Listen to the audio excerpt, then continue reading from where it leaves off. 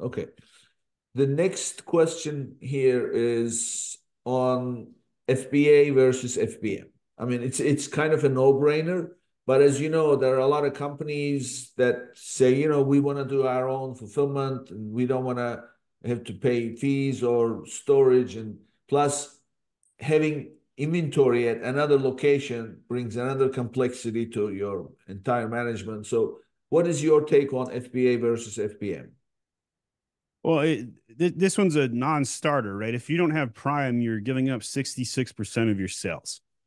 And simply put, Amazon's FBA fees are pretty competitive, right? Like you can ship out a small handheld item for $4, right? It's very competitive, right? On your website, when you're trying to negotiate your FedEx or UPS deals, you can't beat what Amazon FBA is doing, even when factoring in storage costs and shipping to and from Amazon. Now, you could make an argument that you're going to have higher returns with FBA, and that's true, probably twice, maybe even three times as high on return rates. The difference being your sales will be three times higher as well, right? And so you have to play the game to do well on Amazon. Now, some people will be like, well, I heard about this SFP program. And to that, I'll say, sure, if you like shipping on the weekends, if you like opening your warehouse on the weekends, yeah, by all means, do SFP. By the way, you have to have a very large geographic area that you're going to hit, and that adds another complexity. Oh, and by the way, your 4 p.m. warehouse pickup, better extend that to 6 or 7 p.m. now, because you got an order that pops in at 2 o'clock, and your cutoff allows that processing, and so all of a sudden you got backed up orders until the last minute. So FBA is super important. Yes, there are some isolated case examples where you don't want to do FBA. Maybe somebody's got 10,000 SKUs. Maybe they do apparel. All kinds of reasons why you may not want to. But if your items are built to move, they're high velocity SKUs, there's no reason not to be FBA. Yeah.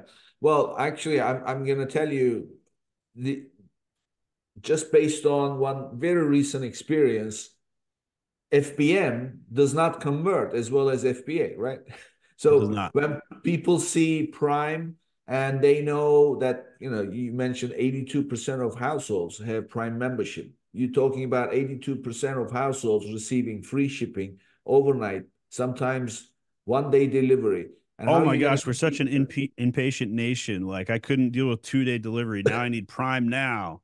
That garlic press, I need that in the next 2 hours because I'm going to cook steak during lunch. Yeah. Exactly. Yeah. So, I mean, I just wanted to put that in there. I mean, ironically, I have clients where I have one that launched as FBM mainly because the products were classified as dangerous goods and they were Hazmat. not in the dangerous goods program. So they couldn't. On the other hand, I have another client, they also are in dangerous goods. They were accepted into FBA, Yep. but I, in fact, recommended going fully FBM. You know why? Because dangerous goods, when you ship to Amazon, they are different kind of carriers, and it cannot be your standard Amazon carrier.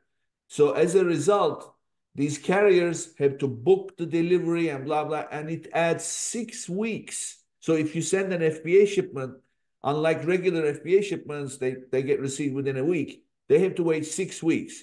So that became a huge burden on inventory that they have to carry and produce and blah blah.